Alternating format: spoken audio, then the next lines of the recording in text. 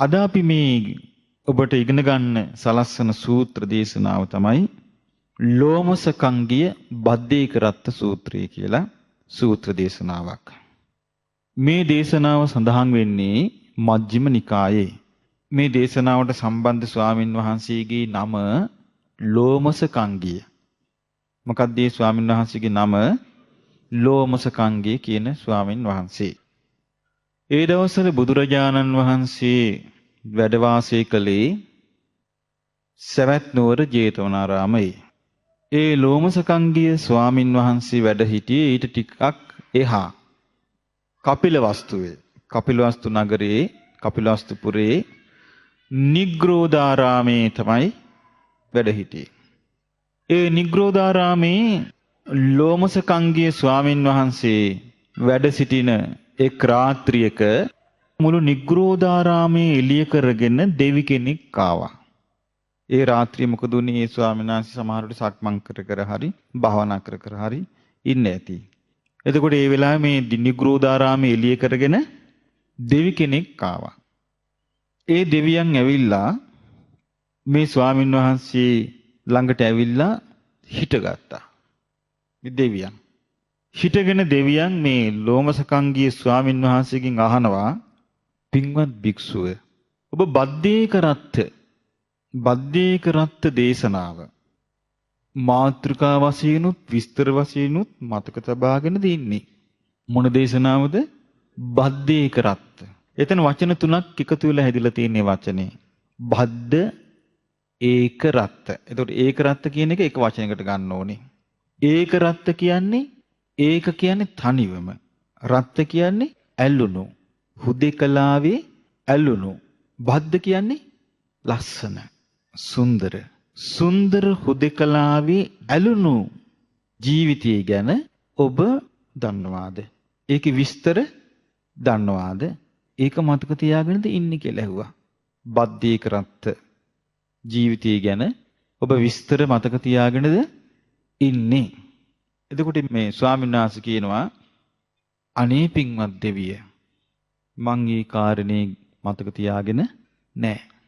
සුන්දර හුදෙකලාවේ ඇලුණු කෙනෙකුගේ ජීවිත විස්තරේ මම මතක තියාගෙන නැහැ. ඊට පස්සේ මේ ස්වාමීන් වහන්සේ අහනවා, පින්වත් දෙවිය, ඒ සුන්දර හුදෙකලාවේ ඇලුණු කෙනාගේ ජීවිතයේ විස්තර වශයෙන් ඔබ මතක තියාගෙනද ඉන්නේ? අර ස්වාමීන් වහන්සේ අර ප්‍රශ්නේ පෙරලා කාගෙන්ද අහන්නේ? දෙවියගෙන් අහනවා. දැන් බලන්න මේ දෙවියන් මිනිසුන් එකතු වෙලා කතා කරන්නේ මොකද්ද? පූජා වට්ටි ගැනද? නෑ. වෙන වැඩපළ ගැනද? නෑ. මේ මොකද්ද කතා වෙන්නේ? ධර්මය ගැන කතා වෙනවා. මේ දෙවිවරු හරි සම්බන්ධයි. දැන් මේ ඔබට හිතෙන්න පුළුවන් දෙවිවරු අපෙන් ගොඩාක් ඈත කියලා. ගොඩාක් ඈත නෑ.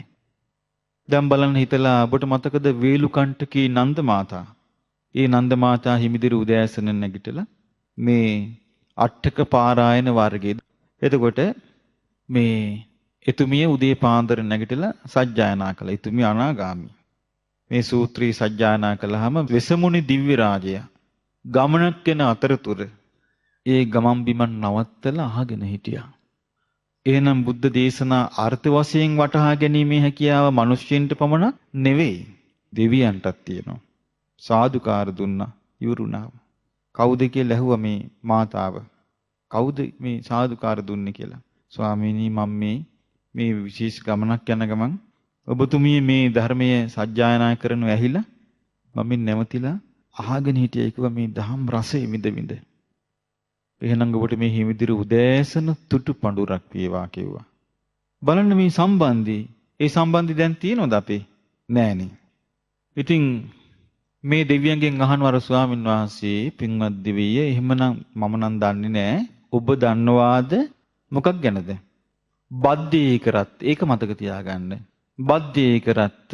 බද්දේකරත්ත ජීවිතේ ගැන විස්තර වශයෙන් ඔබ දන්නවාද? දෙවියා කියනවා, අනේ පින්වත් භික්ෂුව, ඒක විස්තර වශයෙන් මා දන්නෙත් නෑ. ඊට පස්සේ අර ස්වාමීන් වහන්සේගෙන් අහනවා, පින්වත් භික්ෂුව, ඔබ දන්නවද එහෙමනම් බද්දේකරත්ත ගාථා? ඔබට පාඩම්ද ඒක? බද්දේකරත්ත ගාථා. සුන්දර හුදෙකලාව ගැන හුදෙකලාවේ ඇලුණු ජීවිතය ගැන ගාථා ඔබ දන්නවාද? ඒ ස්වාමීන් වහන්සේ කියනවා අනේ පින්වත් දෙවිය මං මේ බද්දේකරත් ගාථාවන්වත් දන්නේ නැහැ. දෙවියගෙන් අහන ඒ ස්වාමීන් වහන්සේ ලෝමසකංගේ ස්වාමීන් වහන්සේ අහනවා පින්වත් දෙවිය ඔබ දන්නවාද ඒ බද්දේකරත් ගාථා? ඔබ දන්නවාද? දෙවියා කියනවා ස්වාමීනි මං දන්නවා. එතකොට මේ දෙවියා දන්නවා. ස්වාමීනි මං දන්නවා. පින්වත් භික්ෂුව මං දන්නවා මේ ගාථා. මං මේ ගාථා මතක තබාගෙන ඉන්නේ. දැන් එතකොට ගාථා ටික පාඩම් කරගෙන ඉන්නවා කවුද? අර දෙවියා. එතකොට මේ ස්වාමීන් වහන්සේ අහනවා පින්වත් දෙවිය ඔබ මේ බද්දේකරත් ගාථා පාඩම් කරන් ඉන්නේ කොහමද? එතකොට දෙවියා කියනවා පින්වත් භික්ෂුව භාග්‍යවත් බුදුරජාණන් වහන්සේ එක් කාලයක තව්තිසා දිව්‍ය ලෝකේ පරසතු රුක් සෙවණේ පාණ්ඩු කම්බල සෛලාසනයේ මත වැඩ සිටිද්දී තව්තිසා දිව්‍ය ලෝකේ දෙවිවරුන්ට ওই ගාථා ඉගෙනුවා. තව්තිසා දිව්‍ය ලෝකේ දෙවිවරුන්ට බුදුරජාණන් වහන්සේ ඒ දිව්‍ය ලෝකෙට වැඩම කරලා මේ ගාථාවන් ඉගෙනුවා. එහෙම උගන්වද්දි මං ඉගෙන ගත්තා. දැන් බලන්න මේ මිනිස්සුන්ට කියන දේශනාවමයි දෙවියන්ට කියලා තියෙන්නේ. ඊට පස්සේ මේ ගාථාව හරි ලස්සන ගාථා හතරක් තියෙනවා. ඔබටත් හොඳයි ඒක ඔබ පාඩම් කරගත්තොත්. ඉතින් ඒ ඊට පස්සේ දෙවියා කියනවා මෙන්න මේකයි ඒ බද්දේකරත් ගාථා. දැන් මේ දෙවිවරු ගැන අපි හිතාගෙන ඉන්න ලෝකෙ නෙමෙයිනේ දැන් මේ කතා කරන්නේ.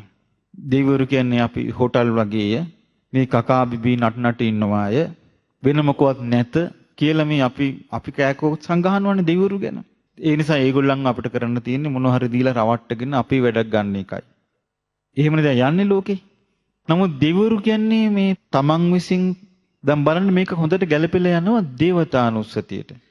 සද්දා සීල සුත ත්‍යාග ප්‍රඥා වඩනෑ උපන්නනම් එහි. කොයිතරම් ධර්මයටම නැඹුරු වෙලා ඇද්ද? ඉතින් මේ දෙවියා අර ගාථා ටික පාඩම් කරන් ඉන්නවා. ඉතින් ලස්සනට කියනවා අර භික්ෂුවට මේ ගාථා ටික. අතීතං නාන්වා ගමෙය්‍ය නප්පටිකං khේ අනාගතං යදතීතං පහීනං තං අපත්තං ච අනාගතං. ඒකේ තේරුම තමයි අතීතයට ගිහින් අතීතයේ තුල ජීවත් වෙවි ඉන්නේ නැහැ. අනාගතයේ මවාගෙන අනාගතයේ තුල පතපතා ඉන්නේ නැහැ. යදතීතං පහීනං තං යමක් අතීතයට ගියාද ඒක නැති වී ගිය දෙයක්. අපත්තං ච අනාගතං අනාගතයේ යනු යමක්ද එය නොපැමිණි දෙයක්. බලන්න ජීවිතයේ අවබෝධය කරා යන්න වුණාදී මේ දෙවියන් මතක තබාගෙන ඉන්න ලස්සන. පච්චුප්පන්නං ච යෝ ධම්මං තත්ථ තත්ථ විපස්සති අසංහීරං අසංකුප්පං තං විද්වා මනුබ්‍රූහේ. වර්තමානයේ යමක් ඇද්ද ඒ තැනම එයා නුවණින් විමසනවා. නුවණින් විමසලා ඒවට නොඇලී ඒවා අතීතයට යන්න අනාගතේ මවන්න සකස් නොකර ඒවා ඒ තැනම විදර්ශනා වශයෙන් නුවණින් විමසා බලනවා. ඒක තමයි කරන්නේ බුද්ධිමත් කෙනා. විද්වා කියන්නේ අවබෝධයට පැමිණි කෙනා. ඒක තමයි කරන්නේ.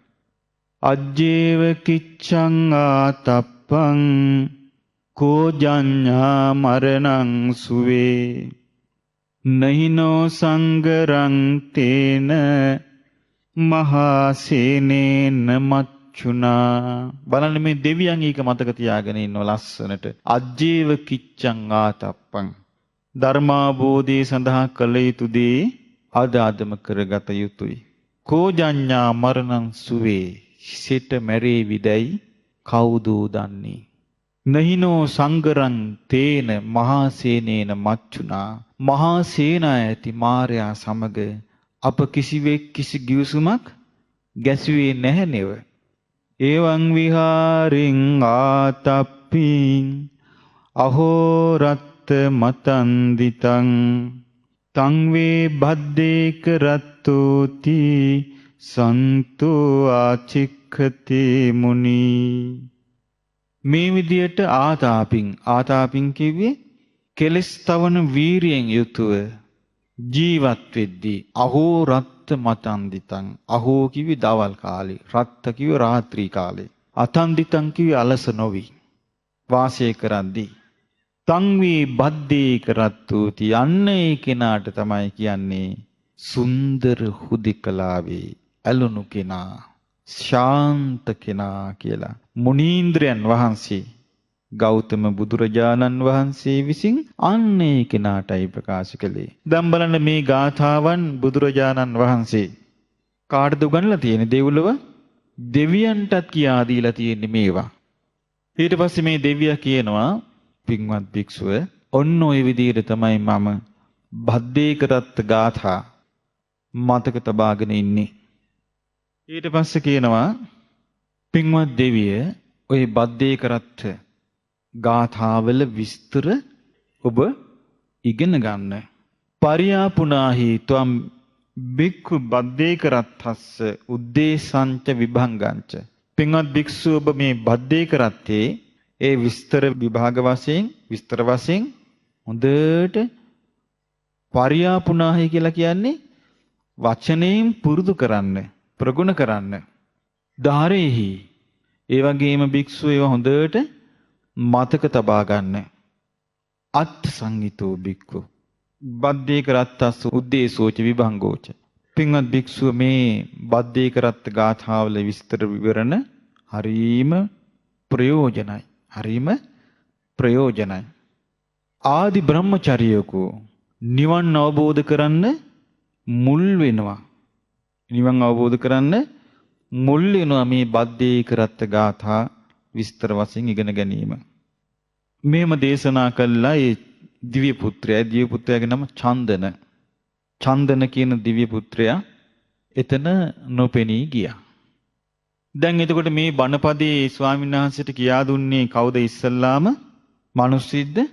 නෑ. දිව්‍ය පුත්‍රයෙක්. දැන් බලන්න දෙවියන්ගේ මිනිසුන්ගේ අතර ඇති මේ සමීප සම්බන්ධතාවය. දැන් මිනිස්සු කැමති දෙවියන් එක්ක මෙහෙම සම්බන්ධ වෙන්න නෙමෙයි. මිනිස්සුන්ට ඕනේ නෑ දෙවියොම. කවුරු හරි යකෙක් හරි කමන්නේ. තමන්ගේ මොනවා හරි පුරුටු ටිකක් දීලා රවට්ටන හරියට සිරප්පු කෑලි, නියපොතු, හාල් මැසෝලු මේවා දෙනවා. දියගොඩ මස් කියලා. දීලා අමනුෂ්‍යංග රවට්ටනවා මිනිස්සු හරියට.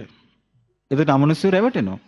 හරියට රැවටෙනවා. ඊට පස්සේ අරකගේ බෙල්ල කපපන් මේකගේ බෙල්ල මිරිකපන් කියලා කියනවා. එතකොට මිනිස්සු අමනුෂ්‍යයෙන්ම යොමු කරනවා පාතාල වැඩවලට.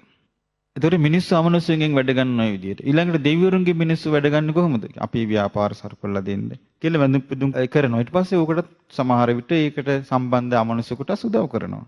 ධර්මයත් එක්ක තියෙනවද සම්බන්ධයක්? දෙවියනුත් අමාරු වැටිලා ඉන්නේ. මිනිස්සු වගේ දැන් මිනිස්සුන්ට තියෙනවා දැන් අපි දැන් සාමාන්‍ය ලෝකෙ ගත්තොත් දැන් අපි කියන ඇමරිකාව දියුණුයි.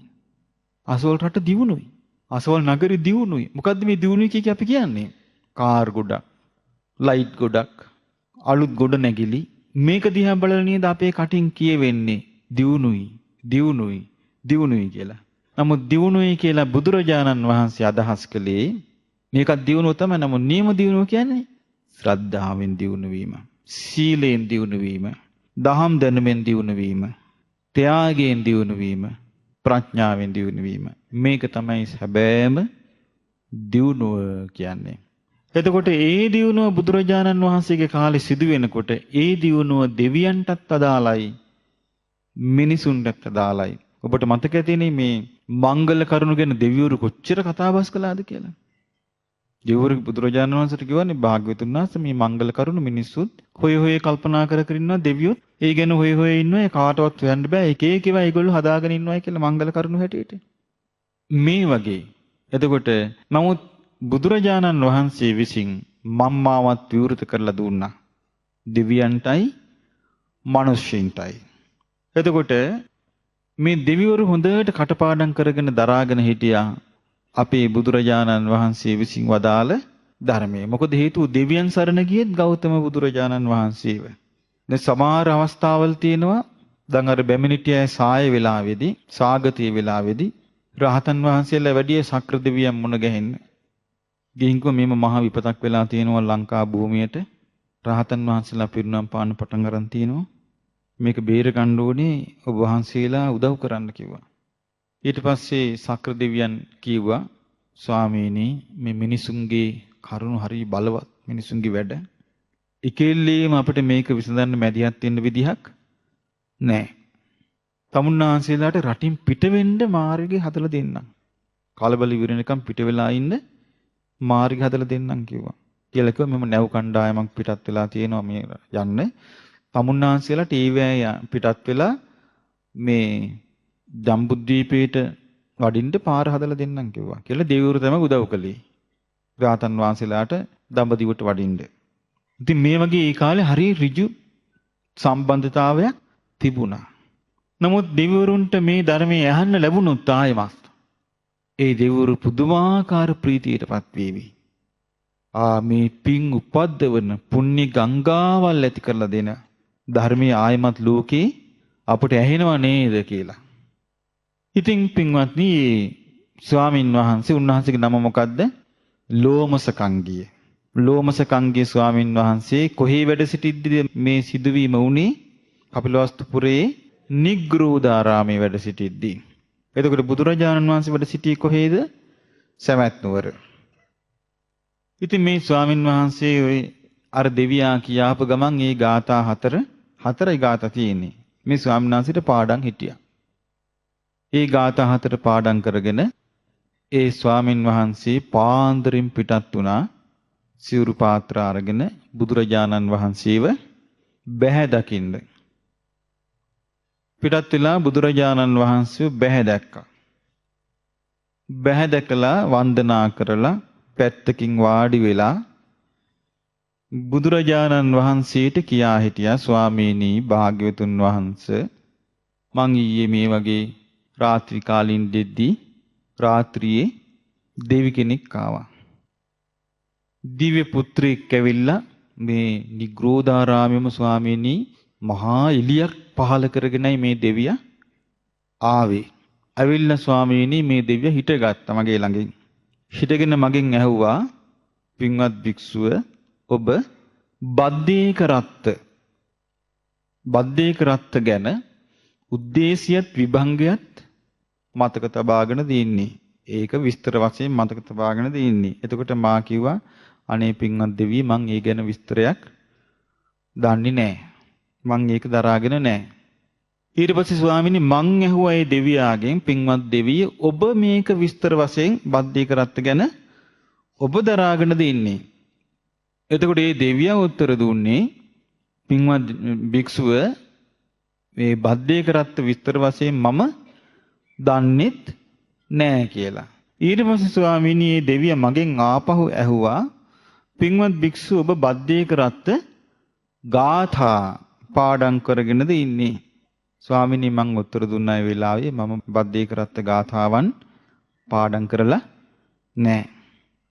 ඊට පස්සේ දෙවියාගෙන් මං ඇහුවා පින්වත් දෙවිය එහෙමනම් ඔබ දන්නවාද ඒ බද්දේක රත්ත ගාථා? එතකොට ඒ දිව්‍ය කිව්වා එසේ පින්වත් භික්ෂුව මම දන්නවා. මං ඒවා ඉගෙන ගත්තේ බුදුරජාණන් වහන්සේ තවතිසා දිව්‍ය ලෝකේ පරසතුරුක් සෙවණේ පාණ්ඩුකම්බල සෛලාසනේ මත වැඩ සිටිද්දී තවතිසා දෙවියන්ට ඉගැන්නුවා. තවතිසා දෙවියන්ට ඉගැන්නුවා මොනවද ඉගැන්නුවේ? බද්දේක රත්ත ගාථා. මොනවද ඉගැන්නුවේ? බද්දේක රත්ත ගාථා. මං ඒක පාඩම් කරගත්තා කියලා ලස්සනට මේ ගාථා හතර ස්වාමීනි මට කිව්වා. මං ඒක පාඩම් කරගෙන මේ ආවේ. ඊට පස්සේ ස්වාමීනි දෙවියා මට කියනවා පින්වත් භික්ෂුව මේ බද්දේක රත්ත විස්තර වශයෙන් දැනගන්න හරීම ප්‍රයෝජනයි. මේ හොඳට පාඩම් කරගන්න මතක තබා ගන්න හරීම ප්‍රයෝජනයි. ඒ වගේම මේ නිවන් මඟට සම්පූර්ණයෙන්ම මුල් වෙනවා. ඒ නිසා මේ ධර්මය හොඳට මතක තියාගන්න කියලා ස්වාමීනි මට මේ දෙවියා කියලා ඊට පස්සේ දෙවියා අතුරුදාන් වුණා. නොපෙනී ගියා. බුදුරජාණන් වහන්සේ අහනවා භික්ෂුවගෙන්, පින්වත් භික්ෂුව ඔබ මේ දිව්‍ය පුත්‍රයාව අඳුරනවාද? මොකද්ද බුදුරජාණන් වහන්සේ ආවි ඔබ මේ දිව්‍ය පුත්‍රයාව අඳුරනවාද? අනේ ස්වාමීනි මං මේ දෙවියන්ව අඳුනන්නේ නැහැ. පින්වත් භික්ෂුව ඔය දෙවියන්ගේ නම චන්දන. බුදුරජාණන් වහන්සේ කියනවා ඔය දිව්‍ය පුත්‍රයාගේ නම චන්දන. ඔය චන්දන දිව්‍ය පුත්‍රයා බණ අසද්දී අට්ඨීකත්වා හොඳට අවධානය යොමු කරලා මානසිකත්වා හොඳට මනස යොමු කරලා සබ්බ චේතසෝ සමන්හරිත්වා මුළු හිතම ඒකට යොමු කරලා ඕහිත සෝතෝ හොඳට කන් යොමු කරගෙන ධම්මං සුනාති ධර්මය අහනවා. දැන් බලන්න මේ දෙවිවරු එහෙනම් මේ හොටල් වල නටනට ඉන්න පිරිසක් වගේ පිරිසක් නෙවෙයි. මේ හොඳට ධර්මයේ අහන මේ බුදුරජාණන් වහන්සේ මේ කියන්නේ. වෙන කෙනෙකුගේ ප්‍රකාශයක් නම් අපිට හිතන්න පුළුවන් යා අවබෝධයකින් තොරව කියන එකක් කියලා. මේ කියන්නේ සත්තා දේව මනුස්සානං වන ඒ දෙවි මිනිසුන් වහන්සේගේ ශාස්ත්‍රුන් වහන්සේ මේ කියන්නේ. දෙවි මිනිසුන්ගේ ශාස්ත්‍රුන් වහන්සේ. කියනවා මේ ඒ චන්දන දෙවියා බොහෝම අගේට බණහන් කෙනෙක් කියනවා. බොහෝම අගේට දහම් කරුණු හොඳට ශ්‍රවණය කළා, හොඳට සමන් දීලා, හොඳට කන් යොමාගෙන අහනවා. ඊට පස්සේ බුදුරජාණන් වහන්සේ භික්ෂුවට කියනවා එහෙමනම් පින්වත් භික්ෂුව අහගන්න. හොඳට නෝනේ මෙනෙහි කරන්න මේ බද්දේ කරත්ත ගාථා විස්තර වශයෙන්. ඕනේ දැන් බුදුරජාණන් වහන්සේ ඒක විස්තර වශයෙන් මෙනෙහි කරන්න කියා දෙනවා. ඕනේ මතකයිනේ පළවෙනි ගාථාව. පළවෙනි ගාථා හරිය ලස්සනයි. ඒ ගාථාවේ කියනවා අතීතං නාන්වා ගමෙය්‍ය නප්පටි කංඛේ අනාගතං අතීතං නාන්වා ගමෙය්‍ය නප්පටි කංඛේ අනාගතං යදතීතං පහීනං තං අපත්තං ච අනාගතං. මේක බුදුරජාණන් වහන්සේ විස්තර කරනවා. මහණෙනි මේ අන්වාගමය කියලා කියන්නේ අතීතයටම කැරකිලා යනවා කියන එක. නාන්වාගමය කියන්නේ අතීතයටම කැරකිලා යන්නේ අතීතයට කැරකි යන්නේ නැහැ කියන එක. මේකේ තියෙන මහණෙනි කොහොමද අතීතයට පුද්ගලයෙක් ගිහිල්ලා අතීතයේ තුල ඉන්න පුරුදු වෙන්නේ? ඒවං රූපං අහෝසින් අතීත මද්දානං මට අතීතයේ මෙබඳු රූප ලැබුණා. ඒකේ තේරුම මෙබඳු රූප ලැබුණා කියන්නේ මේ රූප උපාදානස්කන්ධය ගැන කියන්නේ. රූප උපාදානස්කන්ධය කියන්නේ මොකද්ද? රූපය කියන්නේ මොකද්ද? සතර මහා ධාතුන්ගෙන් හටගත්තු දේවල්. ඒතර සතර මහා ධාතුන් හටගත්තු දේවල් අතීතේ ආධ්‍යාත්ම වේවා. ඒකේ තමාගේ යයි සලකන යමක් ඇද්ද? ඒකත් අතීත රූපයක්. සමාගයේ සලකපු යමක් ඇද්ද? අනුන්ගේ යයි සලකපු යමක් ඇද්ද? ඒකත් අතීත රූපයක්. ඊළඟට අජ්ජත් බහිද්ද ගොරෝසු යමක් ඇද්ද? යම් රූපයක් ඇද්ද? සියුම් යම් රූපයක් ඇද්ද? හීන ප්‍රනීත දුර්ලංග අතීතයට ගියපු යමක් ඇද්ද? ඒකම කල්පනා කර ඉන්නවා නම් එයා අතීතේ කරා කැරකි අනෙක් කෙනෙක්. අපි කරන්නේ නැද්ද එහෙම? අතීතයේ දැකපු රූප මෙබඳු රූප මම දැක්කා කියලා අපිට අතීතය ගැන හිතෙන්නේ නැද්ද? අපි අසවල් තැන හිටියා. අසවල් දේවල් කෑවා බිව්වා. අසවල් දේවල් රසයි. අසවල් දේවල් සුවඳයි. අසවල් දේවල් රහට තිබ්බා. අසවල් ඇඳුම් ඇඳා. අසවල් ගමන් ගියා. මේම කිය අපි කොහෙද මේ ජීවත් වෙන්න හදන්නේ? අතීතයේ තුල අතීතයේ රූපේ ගැන හිතා නැති වෙච්ච දේ, දැකපු දේවල්, අසපු දේවල්, කාපු බීපු දේවල්, ඇඳ පැළඳ දේවල්, ගියපු ගමන් බිමන් ගැන, අඳුනන උදවිය ගැන, දැකපු බලපු දේවල් ගැන මෙව හිත ඉන්නවා. ඒක අතීතයේට කැරකි ගින් ඒ තුල ඉන්නවා.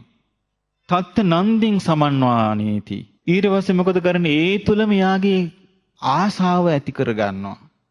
ඒ අතීතේ නැති වෙච්ච දේවල් ගැන එයා කල්පනා කර ආසාව ඇති කර ගන්නවා. එහෙම ස්වභාවයක් මේ හිතේ නැද්ද? අපි අතීතයේ කාපු බීපු දේවල් ගැන අපි හිතන්නේ නැද්ද? අපිට දැක්ක පුද්ගලයෝ ගැන අපි හිතන්නේ නැද්ද? අපි අහපු දේවල් ගැන හිතන්නේ නැද්ද? ඇඳුම් පැළඳුම් ගැන හිතන්නේ නැද්ද?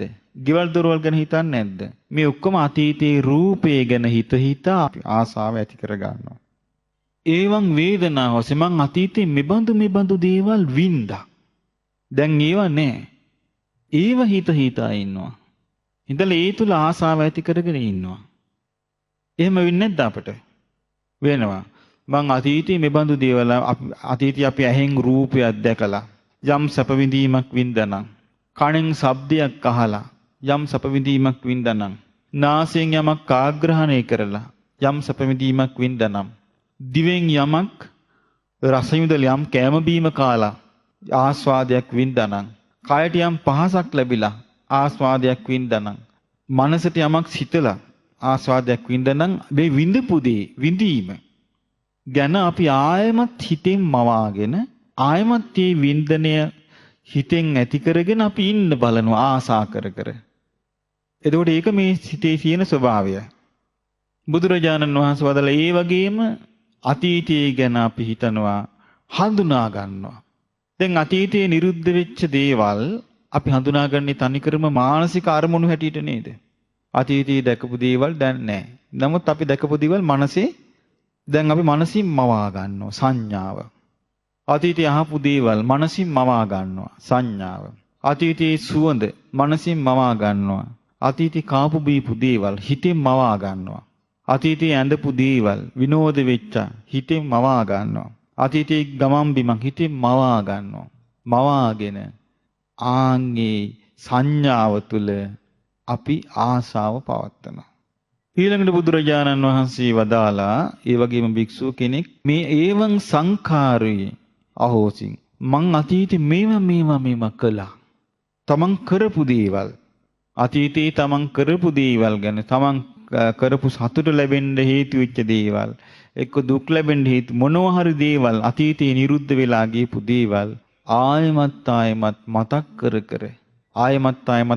කර කර ඒ කෙරෙහි හිතේ ආසාව ඇති කරගෙන ඉන්නවා. දැන් අපි එහෙම ඉන්න පිරිසක්ද නැද්ද? ඉන්නවා. දැන් බුදුරජාණන් වහන්සේ දේශනා කරන එක තැනක සමහර මිනිස්යන් මේ අතීතය ගැන හිතා පසුතැවිලි වෙලා මේ අව්වේ කපා දෙමු බටදඬු වගේ. අව්වේ බටදඬු කපා දැම්මම මේ බටදඬු වලට මොකද වෙන්නේ? මැලවිලා යනවනේ. අව්වේ කපා දෙමු බටදඬු වගේ කියනවා මිනිස්සු. මැලවිලා ඉන්නවයි කියනවා. මේ අතීතයක් තුල ශෝක කර ඉන්නවා කියනවා. අතීතය ගැන ශෝක කර ඉන්නවා. මේ වගේ අතීතය ගැන Tamante එක්ක අහිමි වෙච්ච දේවල්, එක්ක නොලැබිච්ච දේවල්, එක්ක ලබා ගන්න තිබිච්ච දේවල්, මේ වගේ දේවල් ගැන හිතා ඉන්නවා. සංස්කාරත් ඒ වගේම මට මේව කරා, මම මේව කළා, මගේ මේව කළා, එක්ක මට මේක කරන්න බැරි වුණා. කියා අතීතයටම කැරි ආසාව පිටුවා ගන්නවා. ඒවං විඥානං අහෝසින්. එතකොට මට මේ වගේ දැනුමක් ඇති කරගත්තේ අතීතේ ගැන මතක් කරනකොට ඒ විඥානයත් ඒකටම සම්බන්ධ වෙනවා. මොකද හේතුව ඇහෙන් රූපේ දකින්න නම් ඇහි රූපයයි විඥානයයි එකතු වෙන්න ඕන. කනෙන් ශබ්ද අහන්න නම් කනයි ශබ්දයයි විඥානයයි එකතු වෙන්න ඕන. නාසයෙන් ගඳ සුවඳ දැනගන්න නම් නාසයයි ගඳ සුවඳයි විඥානයයි එකතු වෙන්න ඕන. දිවෙන් රස දැනගන්න නම් දිවයි රසයයි විඥානය එකතු වෙන්න ඕන. කයෙන් පහස දැනගන්න නම් කයයි පහසයි විඥානය එකතු වෙන්න ඕන. මනසින් අරමුණු දැනගන්න නම් මනසයි අරමුණුයි විඥානය එකතු වෙන්න ඕන. එතකොට මේ විඥානයේ ක්‍රියාකාරීත්වය තියෙන්නේ. බුදුරජාණන් වහන්සේ වදාළ අර භික්ෂුවට කියනවා පින්ම භික්ෂුව ඔන්න ඔය විදිහට අතීතයේ තුල පුද්ගලයා හිර වෙලා ආසාව වැළඳගෙන ඉන්නේ. මේ ධර්ම මාර්ගයට ආපු සුන්දර හුදෙකලාවේ ඇලුණු එක්කිනා. දැන් බලන්න මේ හුදෙකලාව කියලා කියන්නේ නිකන් තනිකමක්. දැන් වනාන්තරික කියලා කෙනෙක් තනියම ඉන්නවා. කෙනෙක් ඉන්න එයා හුදෙකලාවේ ඉන්නවා. ඒකේ යම්කිසි හුදෙකලාවක් තියෙනවා. නමුත් බුදුරජාණන් වහන්සේ වදාළේ ඊට වඩා අභ්‍යන්තර වශයෙන් මේ ලෝකයට නොඇලී සිටීම ගැනයි මේ කියන්නේ. කතංච බික්ඛු අතීතං නාන්වා ගමේති. මහණෙනි භික්ෂුව අතීතයට නොඇලී අතීතයට නොපැටලවි කෙනෙක් ඉන්නේ කොහොමද? අතීතයට නිරුද්ධ වී ගිය රූප ගැන මෙබඳු රූප මෙබඳු ආකාරයේ දේවල් මම දැක්කා, මං ඇසුවා, මං ආග්‍රහණය කළා කිය මේ අතීතයේ නිරුද්ධ වෙච්ච දේවල් හිතේ මැවෙනකොට ඒකට ආසා කරගෙන ඒ තුල ජීවත් වෙන්නේ නැහැ. බලන්න ලේසි කෙනෙකුට කරන්න පුළුවන් වැඩක්ද මේ කියන්නේ. මේකට මහා වීරියක්, මහා සිහියක්, මහා නුවණක්, මහා කැපවීමක් ඕනේ නැද්ද? ඒ දැන් මේක ගඟ ගලන්නේ නැහැ එනවනේ සිටිවිලි. ඇවිල්ලා අතීතයටම අපි ඇදි ඇදි යන්නේ. වැඩප්පලක් කරන්න ගියත් අපේ හිත අතීතයට යන්නේ නැද්ද? කෑමක් බීමක් කන්න ගියත් අතීතයට යනවා. යමක් බලන්න ගියත් අතීතයට යනවා. නිදා ගන්න ගියත් නිින්ද යනකම් සමහරවිට අතීතය තමයි ඉන්නේ. ඉතින් මේ බඳු ජීවිතයක් වෙනස් කරලා නොඇලෙන්න දියුණු කරනවා කියන්නේ ආර්ය ශ්‍රාංගික මාර්ගයට විනා වෙන කිසිම මාර්ගයකට මේක කරලා දෙන්න නම් බෑ. ඒක හරි පැහැදිලි. ඉතින් බුදුරජාණන් වහන්සේ වදාළ යා ආසාව පිහිටුවාගෙන ඒ තුල ඉන්නේ නැහැ. අතීතයේ යම්කිසි විඳීමක් වින්දාද සැපක් වේවා දුකක් වේවා මධ්‍යස්ථ විඳීමක් වේවා වින්දාද ඒ විඳපු දේවල් ගැන හිත හිතා ඉන්නේ නැහැ. නැත්තම් වෙන්නේ බොහෝ දිනකට තියෙන්නේ මේක නෙමෙයි. Taman තනි වෙච්ච ගමන් පෙල්ලනවා පහුවෙච්ච පිටුවේ. පෙල්ලලා ඒ පිටුවේ තමයි යා ඉන්නේ. අතීතේ අනේ මෙහෙම හිටියා මං. මෙහෙම හිටියා. මේව කෑවපුවම ඒ කාලේ හිටපු අපූර්ව මෙහෙමයි කිය. ඒවා ඔක්කොම කල්පනා කර ඒක තුලම ආසාව පිහිටුව දන්නේම නැහැ. දවස ඉවරයි. දන්නේම නැහැ. කාලේ ගෙවිලා ගියා. දන්නේම නැහැ. වයසට ගිහිල්ලා ඉවරයි. දන්නේම නැහැ. මැරෙන්න ලං වෙලා. ඊට පස්සේ තියෙන්නේ මොකද්ද? අනාගතේ පිහිටුවන එක.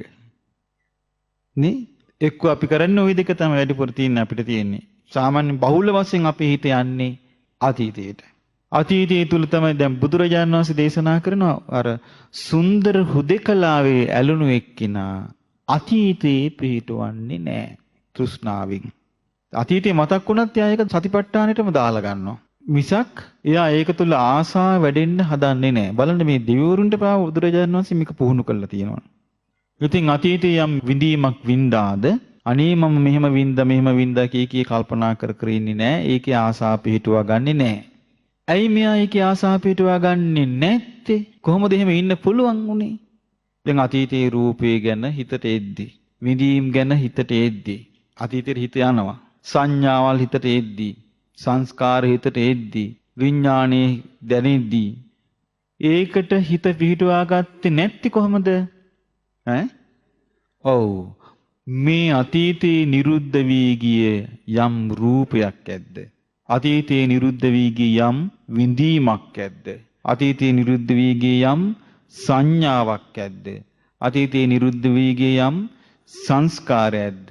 අතීතේ නිරුද්ධ වී ගිය යම් විඥානයක්ද? මෙයා දන්නවා මේ සෑම දෙයක්ම අනිත්‍යයි කියලා. බලන්නේ දැනීම, ඒ අවබෝධය තමයි එයාට නොඇලී සිටින්න උපකාර වන්නේ. එතකොට අතීතයේ නිරුද්ධ වී ගිය යම් සංඥාවක් ඇද්ද? එයා ඒ සංඥා අනේ මම මේවා මෙහෙම සංඥාවල් මෙහෙම හඳුනගෙන හිටියේ කියලා ඒ මැත්තේ එයා කල්පනා කරන්නේ නැහැ. තමන්ගේ ගැන කල්පනා කරන්නේ නැහැ. එහෙම. ඉස්සර අපි කිමු අතීතයේ ලස්සන රූපයක් තිබුණා. තමන්ගේ රූපේ කැත වෙලා ගියා. ඊට පස්සේ අනේ මට මෙහෙම කොණ්ඩේ තිබ්බා. ඉස්සර දත් මෙහෙමයි තිබ්බේ. මං ඉස්සර මෙහෙම හැඩට ඇවිදගෙන ගියා. ඉස්සර මෙහෙම ඇඳා. දැන් ඒව මොකුත් නැහැ. එතකොට යක් ජීවත් වෙන්නේ කොහෙද? ඉස්සර මෙහෙම. ඊට පස්සේ ඉස්සර පින්තූර ටික තමයි ගහලා තියාගන්නේ. දැන් ටික නැහැ. ඉස්සර ඉතින් මිනිස්සුත් ඇවිල්ලා අතීතෙම ඔයා ඉස්සර හරි ලස්සනයි. මිනිස්සු ජීවත් වෙන්නේ එතකොට අතීතේ. නමුත් එහෙම නෑ මේ ධර්මයට ආපු එක්කෙනා ඊට වෙනස්. එයා දන්නවා ඉස්සර දේ අනිත්‍ය වෙලා ගියා. දැන් දේත් අනිත්‍ය වෙලා යනවා. බලන්න ඒකේ ලස්සන ඒකනේ දැන් බුදුරජාණන් වහන්සේගේ දවසක් උන්වහන්සේගේ සිරිපතුල් අතගගා ආනන්ද හාමුදුරුවෝ කියනවා භාග්‍යතුන් වහන්සේ මේ හඹ දිලිසනවා ඉස්සර. දැන් ටිකක් රැලි වැටිලා. ඉස්සර භාග්‍යවතුන් වහන්සේ හරීම ඍජුයි.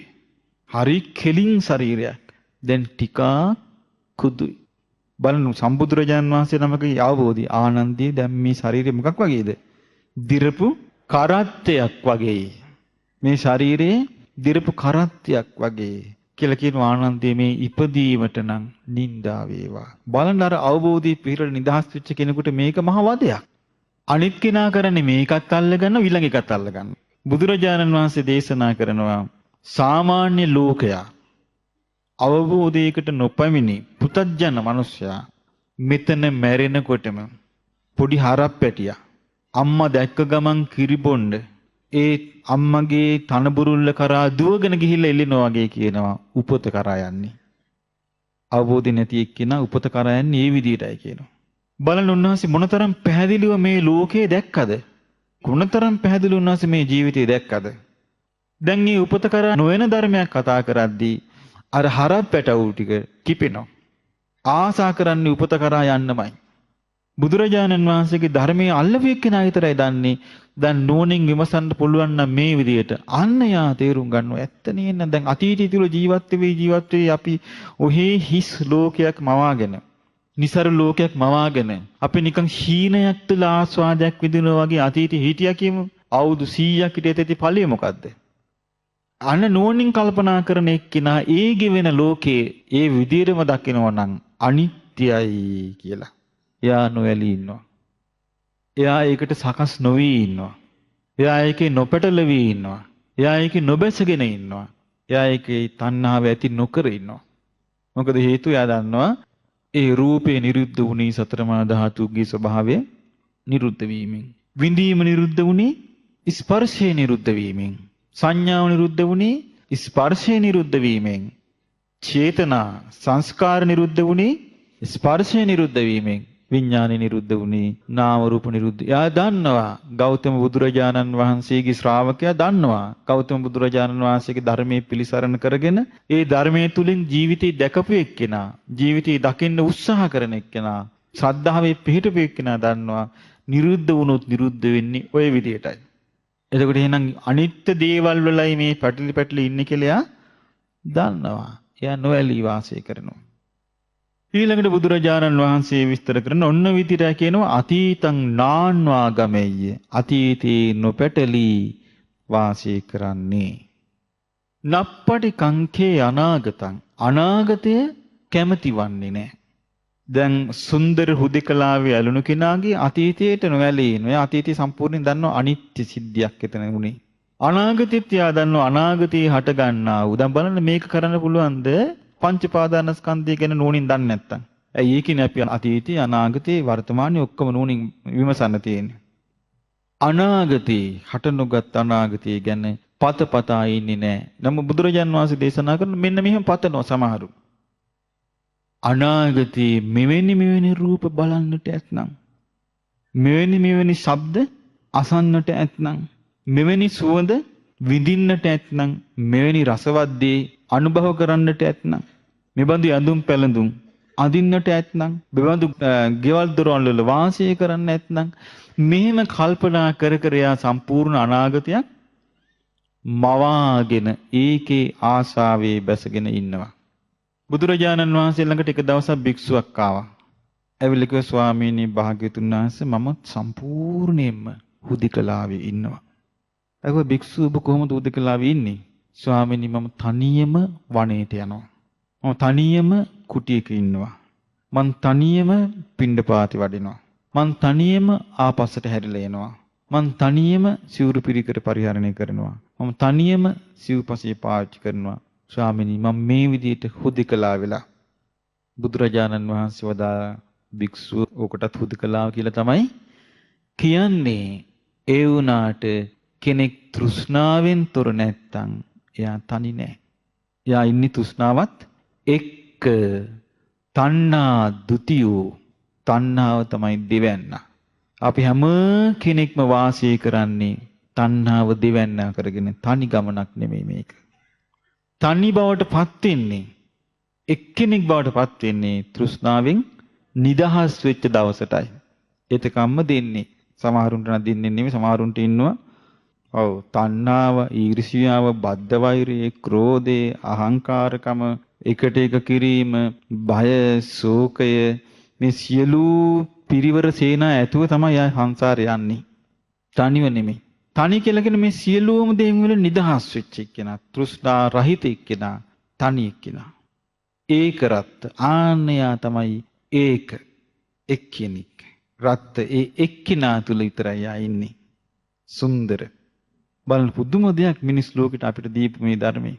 පුදුම දෙයක්. ඒක තැනක බුදුරජාන් වහන්සේ දේශනා කරන මහණෙනි මේ ධර්මයේ කොච්චර ආශ්චර්යද කියන්නේ තෘෂ්ණාවෙන් ආස කරන දේවල් වලින් සතුටු වෙවි ඉන්න මිනිසයාට ආශාව නැති කරන්නා වූ ධර්මය කියද්දී ඒ ධර්මයට ආස කරනවා. දැන් ආශාව තුළ සතුටු වෙවි ඉන්න ජීවිතන අපිට තියෙන්නේ. ඒ බඳු ජීවිත තියෙද්දී ආශාව දුරු කරන්නා වූ ධර්මය කියන එකට අපි අරවාහට වඩා ඒ ධර්මයට ආස කරනවානේ. මේක කියනවා තථාගත ආශ්චර්යය. තථාගතයන් වහන්සේගේ ආශ්චර්යය කියනවා මේ. මිනිස්සු ඇවිස්සීලා කියනවා ඉන්නේ. මහණෙනි මිනිස්සු ඇවිස්සීලා ඉන්නේ. පේන්නේ නැද්ද ඔබට හැමතැනම ඇවිස්සිච්ච ගමන් මිනිස්සු ඉන්නවා. සින්දු කියනවා, නටනවා, රණ්ඩු වලනවා, කෝලාහල කරනවා, පෙළපාලි යනවා. ඇවිස්සීලා ඉන්නේ මිනිස්සු. සංසිඳින්න ධර්මයක් කියනකොට අර ඇවිස්සිච්ච මිනිස්සු ඒ ඇවිස්සිල්ල අතහැරලා දාලා සංසිඳින ධර්මයට එනවා. මේක තථාගත ආශ්චර්යය. තථාගතයන් වහන්සේගේ ආශ්චර්යය. ලෝකේ අල්ලගෙන සතුටු වෙන ලෝකේ උපාදානයෙන් සතුටු වෙන ලෝකයේ තුල උපාදාන රහිත ධර්මයක් කියද්දී ආන්ගේ ධර්මයට සතුටු වෙනවා. තථාගතයන් වහන්සේ පහළ වීමෙන් ලැබෙන ආශ්චර්ය දේ කියනවා. ඉතින් බුදුරජාණන් වහන්සේ පෙන්වා දෙනවා අනාගතය ගැන යා මවමව ඉන්නවා අනාගතය කැමති එක්කිනා. අනාගතයේ මවමව අනාගතය තුල තමයි හැමතිස්සෙම එයා වාසය කරන්නේ. නමුත් මේ සුන්දර හුදෙකලාවේ ඇලුණු කෙනා අනාගතය පතන්නේ. අනාගතය තුල යාගේ ආසාව පවත්වනවා කියලා එකක් නැහැ. අනාගතය තුල පවත්වන්න ආසාවක් සකස් කරන්නේ නැහැ. එතකොට මං අනාගතේ මෙහෙම සැප විඳිනවා. මම මෙහෙම ඉන්නවා. මම මෙහෙම හඳුන ගන්නවා. මම මේවා කරනවා. මම මේ විදිහේ හිතක් පවත්වනවා කියලා කතාවක් නෑ. අනාගතය සකස් වෙන්නේ නෑ. තත්ත නන්දින්න සමන්වාණේති. ඒ කෙරෙහි අනාගතය කෙරෙහි ආසාව බැස ගන්න තියන්නේ. එහෙනම් ඊ අනාගතයේ හිත පිටවන්නේ නැත්තේ මොකද? අනාගතයත් මේ අතීතයට ගියා වගේම ඔව් අනිත්‍ය තත්ත්වයටපත් වෙලා යනවා. හොඳටම යා තේරුම් ගන්නවා දැන් ධර්මයට පැමිණිච්ච කෙනා හොඳටම තේරුම් ගන්නවා මේ සම්පූර්ණ මේ අතීත අනාගත වර්තමාන කතාව ලොක්කම තියෙන්නේ අනිත්‍ය මතනේ. මේ ලෝකේ එකක්වත් වෙනස් වෙන්නේ නැත්තම් අතීතය කියලා එකක් තියනවද? නැහැ. වෙනස් වෙලා අතීතයට යන නිසා තමයි වර්තමානයක් තියෙන්නේ. අනාගතය කියලා එකක් තියෙන්නේ නැහැ වර්තමානයක් වෙනස් වෙන්නේ නැත්තම්. ඒ වර්තමානයක් වෙනස් වෙන්නේ නැත්තම් අතීතයකට යන්නේ නැහනේ. එහෙමනම් හැමතිස්සෙම තියෙන්නේ මොකද්ද? අනිත්‍ය ස්වභාවයමයි. මේ නිසා තමයි මේ ජීවිතේ අපිට මේ අපි කරන හැම දෙයක්ම අසම්පූර්ණ. ඒ කියන්නේ අපි වින්දනයක් හොයාගෙන යන ගමන අසම්පූර්ණ වෙලා තියෙන එකයි. සම්පූර්ණ කරන්න පුළුවන් වෙන්නේ ආර්ය අෂ්ටාංගික මාර්ගය සම්පූර්ණ කරගත්තොත් විතරයි. වෙන කිසිම දෙයක් අපිට සම්පූර්ණ කරන්න බෑ. අසම්පූර්ණයි. බුදුරජාණන් වහන්සේ දේශනා කළ අතිත්තෝ ඌනෝ ලෝකෝ. ඌනෝ කිව්වේ අසම්පූර්ණයි. ඌණයි අඩුයි. ඒ අඩුපාඩුව කියන එක සකස් වෙලා තියෙන්නේ අනිත්‍ය නිසා. ඒ නිසා දැන් ඔන්න අපේ ජීවිතේ දැන් ඔබේ ජීවිතය ඔබ කල්පනා කරලා බලන්න කුඩා අවදියේ ඉඳලා අපි සතුටක් ලබා ගන්න කියලා හිතාගෙන මොනතරම් දේවල් පස්සේ ගියාද? සතුටක් ලබා ගන්න මොනතරම් අපි ප්ලෑන් කළාද? සැලසුම් කරනවාද? එක එක දේවල්. නිදි නොලබා අපි කල්පනා කරපු වාර නැද්ද මේ සතුටක් ලබා ගන්න? වින්දනයක් හොය. නමුත් අපි කවදාවත් ඒ යන ගමනේ ඒ හොයාගෙන ගියේ රූප, ශබ්ද, ගන්ධ, රස, ස්පර්ශ වලින් අපි සම්පූර්ණ තෘප්තියටපත් වෙලා අපේ සිත සම්පූර්ණයෙන්ම පිපාසයේ නැති වෙලා ගියා වගේ. ඒක නැති වෙලා ගියාද? නෑනේ. ඉවරයක් නෑනේ. ඒ ඉවරයක් නැත්තේ අනිත්‍ය ස්වභාවය නිසාමයි. ඉවරයක් නෑ. කවදාවත් මේක ඉවරයක් වෙන්නේ නෑ. කල්ප කෝටි ගාණක් වාරයක් ඉපදී මෙරි ගියත් ආයුෂම් කල්පයක් ජීවත් වුණත් මේ මනසේ ස්වභාවය මේ විදියමයි. මේ අරමුණු වල ස්වභාවය මේ විදියමයි. මේ ආයතනයන්ගේ හයේ ස්වභාවයත් මේ විදියමයි. කර්ම විපාක ඇතිවන ස්වභාවයත් මේ විදියම. ඒ නිසා ආයුෂ කල්පයක් හිටියත් මේ විදියටම තමයි අපිට මේ අනිත්‍ය ලෝකයක් තුල තමයි මේ සෑම දෙයක්ම තිබෙන්නේ. ඒ නිසා අනාගතය මවන්න යන්නේ. එයා දන්නව අනාගතය ගැන. දැන් බලන්න ඔබට කොච්චර බුද්ධියක් තියෙන්න ඕනද මෙහෙම කල්පනා කරන්නනේ. ඊට පස්සේ බුදුරජාණන් වහන්සේ දේශනා කරන දැන් අපි තුන්වෙනි ගාථාව අපි පච්චුප්පන්නංච යෝ ධම්මං තත්ථ විපස්සති අසංගීරං අසංකුප්පං තං විද්වා මනුබ්‍රූහයේ. එතකොට විද්වා කිව්ව ආර්ය සත්‍ය අවබෝධයට ආපු එක්කෙනා. ආර්ය සත්‍යයට අවබෝධයට ආපු එක්කෙනා වර්තමානයේ ධර්මයන්හි ඒ වර්තමාන ධර්ම තුල සකස් වෙච්ච දේවල් තුල අහු නොවි ඉන්නවා. වර්තමාන දේවල් තුල අහු වෙලා ඉන්නේ මෙහෙමයි කියනවා කෙනෙක්. වර්තමානය තුල පුතජන කෙනා. පුතජන කෙනාගේ ලක්ෂණය මොකද්ද? ආර්යාණං අදස්සාවි ආර්ය ධර්මයේ ආර්යයන් වහන්සේලා අඳුනන්නේ නැති ආර්ය ධර්මයට අදක්ෂ ආර්ය ධර්මයේ නොහික්මුණු සත්පුරුෂයන්ව හඳුනන්නේ නැති සත්පුරුෂ ධර්මයට අදක්ෂ සත්පුරුෂ ධර්මයෙන් නොහික්මෙන කෙනා රූපං අත්තතු සමනුපස්සති. මේ සතර මහා ධාතුන්ගෙන් හටගත්තු දේ තමා කියලා බලන ඔන්න අහු වුණා. තමාව හැදිලා තියෙන්නේ සතර මහා ධාතුන්ගෙන් හටගත්තු රූපයෙන්ය කියලා අහු වෙනවා. එහෙම නැත්නම් සතර මහා ධාතුන්ගෙන් හටගත්තු රූපේ තුල තමයි තමා ඉන්නේ කියලා අහු වෙනවා. එහෙම නැත්නම් තමා තුල තමයි සතර මහා ධාතුන්ගෙන් හටගත්තු මේ රූප තියෙන්නේ කියලා. ඒ රූප ගැන එහෙම රැවටෙන්නේ ඒ රූප සතර මහා ධාතුන්ගෙන් හටගත්තු බව දන්නේ නැති එක්කෙනා. දැන් අපි වුණත් මේ ශරීරය ගැන බුදුරජාණන් වහන්සේ දේශනා කරන කම්ම මේ සතර මහා ධාතුන්ගෙන් හට ආරම් පෝෂණය වෙන එකක් බව අපිට මේ ඇස් දෙකෙන් දැක්කත් අපේ නුවණසට වැහිලා තිබුණේ නැද්ද? වැහිලානේ තිබුණේ. ඇස් දෙකෙන් පෙවුනට නුවණසට වැහිලා නුවණස විවෘත වෙනකන් ධම්මචක්ඛෝ ඇති වෙනකන් ධම්මස පහළ වෙනකම්ම මේක වැහිලා තියෙන්නේ. එතකොට ඒක තමයි අපිට බුදුරජාණන් වහන්සේ පෙන්වා දුන්නේ. එයා එන්නේ ආත්ම දෘෂ්ටියට එන්නේ නැහැ. එයා දන්නවා සතර මහා ධාතුන්ගේ මේක හට අරන් කියලා. එහෙම නැත්නම් වර්තමානයේ අහු වෙනවා. වේදනං අත්තෝ සමුනුපස්සති. තමන් විඳින දේවල් තමා කියලා ආත්මය කියලා තමාගේ වශයෙන් පවත්වන්න පුළුවන් කියලා දකිනවා. එහෙම නැත්නම් මේ තමාගේ ආත්මේ හදලා තියෙන විඳීමෙන් කියලා දකිනවා. විඳීම තුල ආත්මය තියෙනවා කියලා දකිනවා. එහෙම නැත්නම් ආත්මය තුල විඳීම තියලක දකිනවා. නමුත් ශ්‍රුතවත් ආර්ය ශ්‍රාවකයා ඒ පුතඥයන් එහෙම දකින්නේ. ශ්‍රුතවත් ආර්ය ශ්‍රාවකයා කොහොමද දකින්නේ? වේදනාව තමාගේ ආත්මය කියලා දකින්නේ නෑ. හේතුව මොකද? යම් සැප විඳීමක්, යම් දුක් විඳීමක්, යම් උපේක්ෂා විඳීමක් ඇද්ද? ඒ සියල්ල ස්පර්ශයේ ප්‍රත්‍යයෙන් හට ගන්නවා. ස්පර්ශය වෙනස් වෙනකොට විඳීම වෙනස් වෙනවා. ස්පර්ශය නැති වෙනකොට ඒ විඳීම නැති වෙනවා කියලා තමා තුළින් දැක්ක ගමන් අන්න ඇස පහළ වුණා. ඒ තමා තුළ නුදුටු දෙයක් එයා දැක්කා. මේ විඳීම වෙනස් වෙනවා. අනිදාට ඒ කෙරෙහි තියෙන ආත්ම දෘෂ්ටියගේ නැතු යනවා. අසංහීරං. ඒ කියන්නේ මේ පැත්තට ඇදලා යන්නේ නැහැ. නැත්තම් තියෙන්නේ සංහීරං. ඇදලා යනවා. ඇදිලා යනවා. මම මාගේ ආත්මය කියන එකටම ඇදිලා යනවා. ඇදිලා ගියපු එක්කිනාට මේක මම නොවේ, මාගේ නොවේ, මාගේ ආත්මය නොවේ කියන එකට තරහයි. මොකට කියනවද කියලා නොහොම. ඒ මොකද හේතුව? එයා ආස්වාදෙ විදිහින් අර ඇදිලා ගිහිල්ලා තියෙන ආත්ම දෘෂ්ටියෙන්. අසෘත පුතඥය. එහෙම නැත්නම් අසෘත පුතඥය අහු වෙනවා සංඥාවට, හඳුනා ගන්නා දෙයට. අහු වෙලා අසෘත පුතඥය හිතනවා එක්ක සංඥාව ආත්මයයි. එක්ක සංඥාවෙන් තමයි ආත්මය හැදිලා තියෙන්නේ. එහෙම නැත්නම් හිතනවා සංඥාව තුල තමයි ආත්මය තියෙන්නේ. එහෙම නැත්නම් හිතනවා ආත්මය තුල තමයි සංඥාව තියෙන්නේ. ශ්‍රුතවත් ආර්ය ශ්‍රාවකයා හිතන්නේ ශ්‍රුත ආර්ය ශ්‍රාවකයා දන්නවා රූපේ හඳුනාගත්තත්, ශබ්ද හඳුනාගත්තත්, ගන්ධ සුවඳ හඳුනාගත්තත්, රස හඳුනාගත්තත්, ස්පර්ශ හඳුනාගත්තත්, අරමුණු හඳුනාගත්තත්, මේ හැඳිනීම් සෑම එකක්ම හටගන්නේ ස්පර්ශයෙන්. ස්පර්ශය වෙනස් වෙනකොට ඒ හඳුනා ගන්නා දේ වෙනස් වෙන බව. ස්පර්ශය නැති වෙද්දී හඳුනා ගන්නා දේ නැති වී යන බව දන්නා ශ්‍රුතවත් ආර්ය ශ්‍රාවකයා අසංහීරං. ආන්නේ ඒකට ඇදී නොයා ඉන්නවා. ඇදී නොයා ඉන්නවා. ඊළඟට බුදුරජාණන් වහන්සේ පෙන්වා දෙනවා සංස්කාර වලටත් විඥාන වලටත් එයා ඇදිලා යන්නේ නැහැ. ශ්‍රුතවත් ආර්ය ශ්‍රාවකයා. නමුත් පුතඥයා ඒවට ඇදිලා යනවා. පුතඥයා රූපයට ඇදිලා යනවා. මමය ආත්මය කියලා ආත්ම දෘෂ්ටියෙන් රූපයට ඇදිලා යනවා. විඳීමට ඇදිලා යනවා. සංඥාවට ඇදිලා යනවා. සංස්කාරයට ඇදිලා යනවා. විඥාණයට ඇදිලා යනවා. ශ්‍රුතවත් ආර්ය ශ්‍රාවකයා එහෙම නැහැ. ඒ මොකද එයා ශ්‍රුතවත්. ශ්‍රුතවත් කියන්නේ ශ්‍රුතවත් කියන්නේ ශ්‍රවණේනපි කතං හෝති. ශ්‍රවණෙන් කළ යුතු දේ කළා.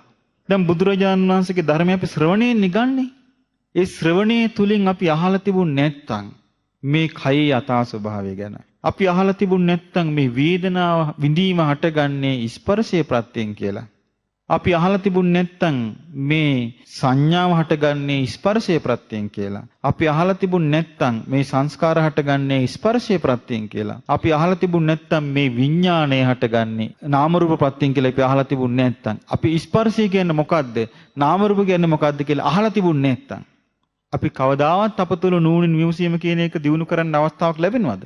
අර ධර්මයේ ඇසීමෙන් තමයි බුද්ධිමත් එක්කනා තුල නෝණින් විමසීම ඇතිවන්නේ. ඒ කියන්නේ දැන් නෝණින් විමසීම කියන එක උපතින් ගේන්න ඕන එකක්. ඒක අර පස්සේ කෑලි හයි කරනවා වගේ කරන්න බෑ. දැන් අපි ඇස් පෙනිල්ල උපතින් ගෙන අපි කන්නේ තියෙන්නේ. කන් ඇහිල්ල, නාසයෙන් ආග්‍රහණය කිරීම, දිවෙන් රස විඳීම, කයෙන් පහස දැනීම, මනසින් සිටීම උපතින් ගෙනලා තියෙන්නේ. නෝණින් විමසීමත් උපතින් ගේන්න ඕනේ. උපතින් ගේන නෝණින් විමසීම මේ කාටවත් වෙහිච්ච එකක් නොවේ. ඒක Taman තුල තියෙන දෙයක්. එතකොට එහෙම නෝණින් විමසද්දි තමයි යාගේ හිතේ ශ්‍රද්ධාව ඇතිවන්නේ. ඊට පස්සේ ශ්‍රද්ධාව ඇහැ වගේ එකක්. දැන් ඇහැ අපි මේ එක තැනම තියාගෙන දින්නේ හොල්ලන්නේ නැතුව ඇස් කළු ඉංග්‍රියාව. එහෙම එක තැන තියන් දින්නේ. ඒක වැඩ කරනවා. එතකොට තමයි අපිට මේ පේන්නේ. එක තැන තිබ්බොත් ඔක්කොම වැඩ කරන්නේ නැතු යනවා. ඔක්කොම වැඩ කරන්නේ නැතු යන්නේ නැද්ද එක තැන තියෙන එක? බඩුවක් වුණොත් එහෙමයි නේද? පාවිච්චි වෙන්නේ නැත්තම් නිකම්ම දිරලා යන්නේ නැද්ද? පාවිච්චි වෙනකොට නේද ඒක පරිස්සමෙන් පාවිච්චි කළොත් එතකොට තමයි ඒක ටිකක් පවතින්නේ. මේ වගේ ශ්‍රද්ධාව කියන එක ඉන්ද්‍රියක් වුණොත් දැන් ඇහැ ඉන්ද්‍රියක්. ඇහැ පාවිච්චි කරන ආහාර වුණා, ඇහැට මෙට හරුණා, බලනවා මේ ඉන්ද්‍රියක්. කන ඉන්ද්‍රියක්. අන්න ඒ වගේ ශ්‍රද්ධාව කියන එක ඉන්ද්‍රියක් වුණොත් ඉන්ද්‍රියක් වෙන්නේ ආකාරවති ශ්‍රද්ධාව තමයි. අනිත් ශ්‍රද්ධාව ඉන්ද්‍රියක් වෙන්නේ නැහැ. මේක ඉන්ද්‍රියක් වෙච්ච එකම මේක අභ්‍යන්තරේ වැඩ කරනවා. කාටවත් ඒක නවත්තන්න බෑ. ඇයි නෝනින් විමසීම යා තුල තියෙනකන් සිහිය පොඩ හරි යා තුල තියෙනකන් යා තුල ඒ අභ්‍යන්තර ක්‍රියාකාරීත්වය ඒක නැති කරන්න බෑනේ. එතකොට බුදුරජාණන් වහන්සේ පෙන්වා දෙන ඔන්න ඔය විදිහට තමයි කියනවා සක්කාය දිට්ඨිය නිදහස් වීම මත තමයි කියනවා වර්තමානයේ ඒ දේ නුවණින් විදර්ශනා කරන්න පුළුවන් වෙන්නේ. ඊට පස්සේ බුදුරජාණන් ඒ ಉದ್ದೇಶය කියන්නේ මේ විභංගේ දැන් මොන විස්තර කළා උන්වහන්සේ පෙන්වා දුන්නා. ඊට පස්සේ තියෙන ඊළඟ එක බලන්න කොච්චර ලස්සනද කියලා. අජ්ජේව කිච්ඡං ආතප්පං වීරිය කිරීම කියන එක මේ වැඩේ කරන්න අජ්ජේව අද්දම කෝජඤ්ඤා මරණං සුවේ බලන්න බුදුරජාණන් වහන්සේ මේ දීර්ඝායස තියෙන දෙවිවරුන්ටත් උගන්වනවා අද්දම කරපන් කියලා. දැන් බලන්න මිනිස් ලෝක නොපෙනෙන ලෝකයට කල් දැම්මනේ. දැන් හරි අමුතුයි මේක දැන් මේ ගෞතම බුද්ධ ශාසනය මේ විදිහට අවබෝධ කරගන්න කිව්වන් පස්සේ සමහරුන්ට මේක මහා පුදුම සහගත අකමැත්තක් තියෙනවා. දැන් ඔන්න සතිපට්ඨාන සූත්‍රයේ බුදුරජාණන් වහන්සේ දේශනා කළානේ මේක හරියට පුරුදු කළොත් 7 අවුරුද්දේ ඉඳලා දවස් 7 දක්වා මේක පුළුවන් කියලා. මම මගේ පොතේ ලිව්වා ඒ අමානුවංශු බොහෝ දුර නොවේ. මේකට අකමැති ඒ නමට අකමැති කොටින්ම. ඒ පොත කියුලත් නෙමෙයි. අන්න කියනවා ඥානানন্দ. ඒ අමා නිවංශුව බොහෝ දුර නොවේලු. ඒ කියන්නේ මේ අමුතියෙන් ඔන්න ඒක ලං කොල්ලා දෙනවා අන්න. ඒ මොකද හේතුව බුදුරජාණන් වහන්සේගේ ධර්මයේ සම්බන්ධයෙන් නුවණින් විමසන් නැති තාක් නුවණින් විමසලා තේරුම් නොගන්නා තාක් ශ්‍රද්ධාව කියන එක අහලකට එන්නේ නැහැ. ඒ නිසා පින්වත්නි මේ ශ්‍රද්ධාව මත තමයි සම්පූර්ණ මේක නුවණින් විමසීමයි ශ්‍රද්ධාවයි මත. ඒ නිසා අපි දැන් ඒ ගාථා ටික අපි කියමු. මා කිව්වම කියන්නේ සාදු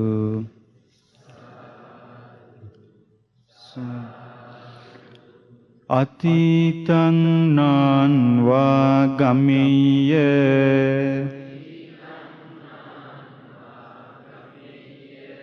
නප්පටිකං khේ අනාගතං යදතීතං පහීනං තං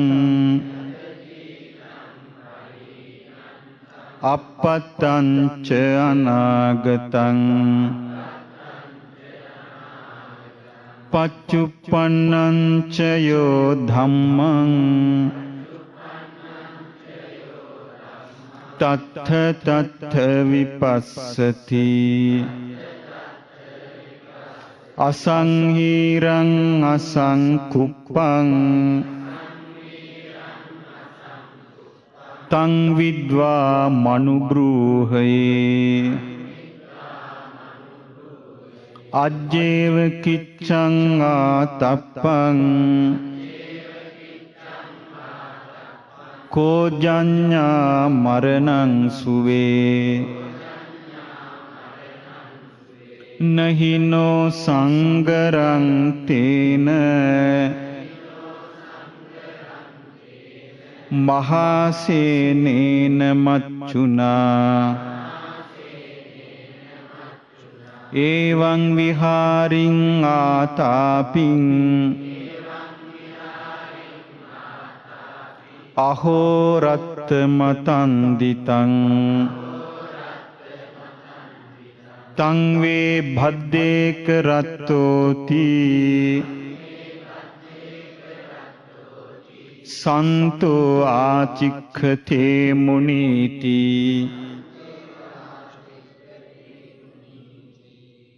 සාදු සාදු.